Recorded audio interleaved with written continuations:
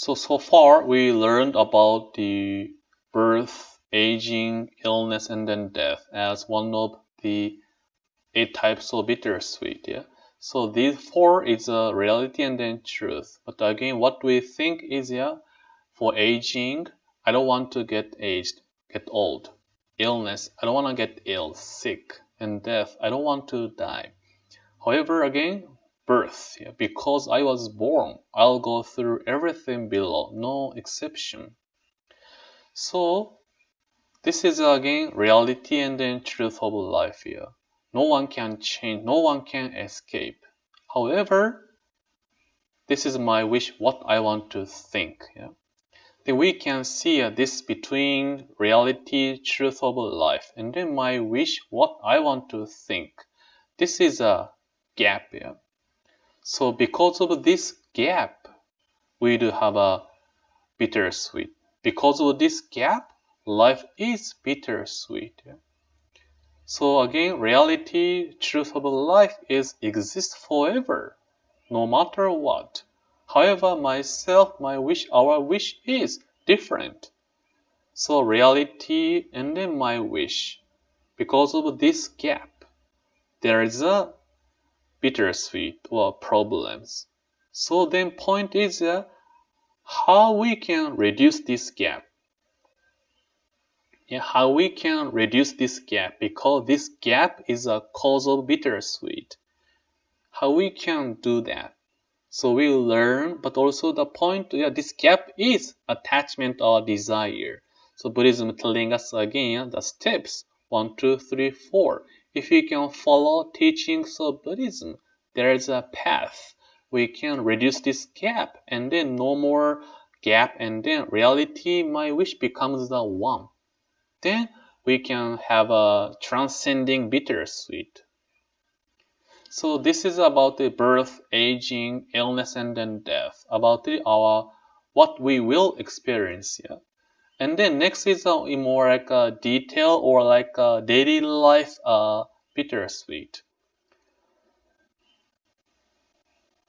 So now this is a number 5 out of 8 types of bittersweet. Number 5 is being separated from people and then situations we like. So it's closer to death, but it's a more specific. Yeah. Being separated from people and then situations we like.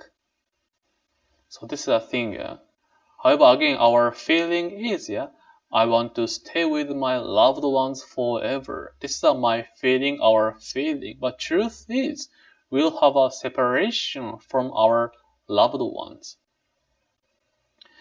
This is so difficult. Separation from our loved ones. Yeah.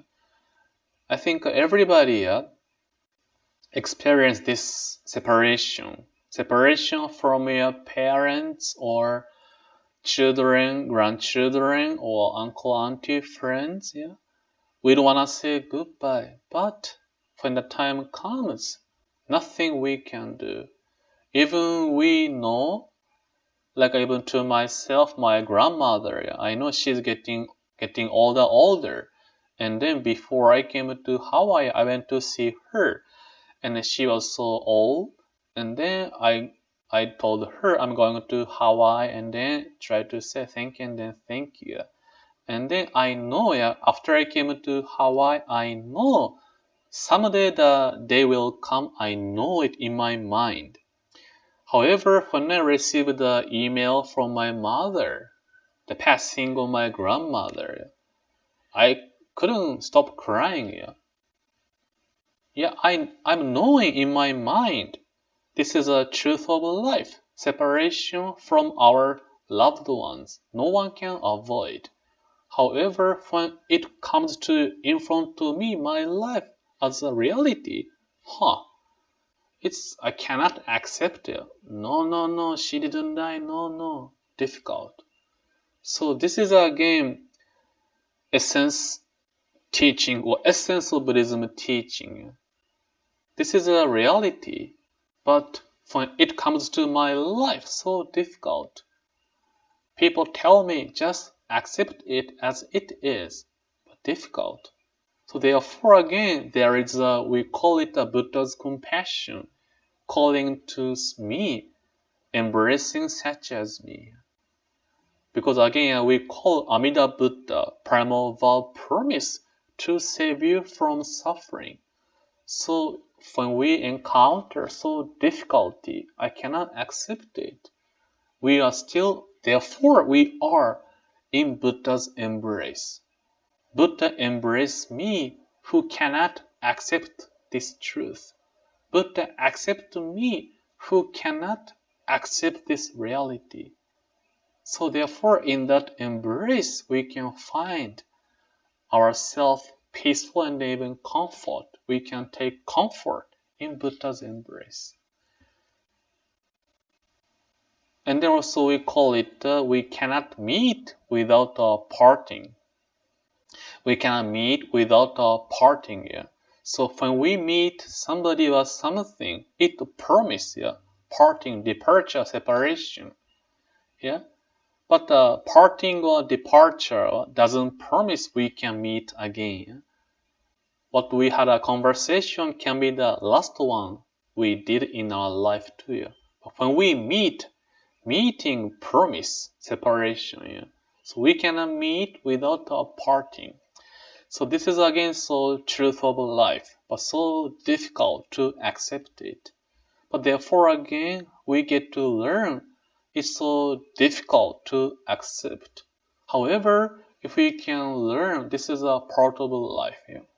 And if we can learn this is a part of life reality, it does not mean I don't have no more tears or sad or thinking of loved ones. It's still here, of course. Pain is here, but now this pain is also different way because now I accepted my grandmother passed away. It's a part of life. Nothing I can do. And then knowing that it is a truth of life, I accept it. Still, I have tears and then pain. This remains in my life here. Therefore, this pain teaching me.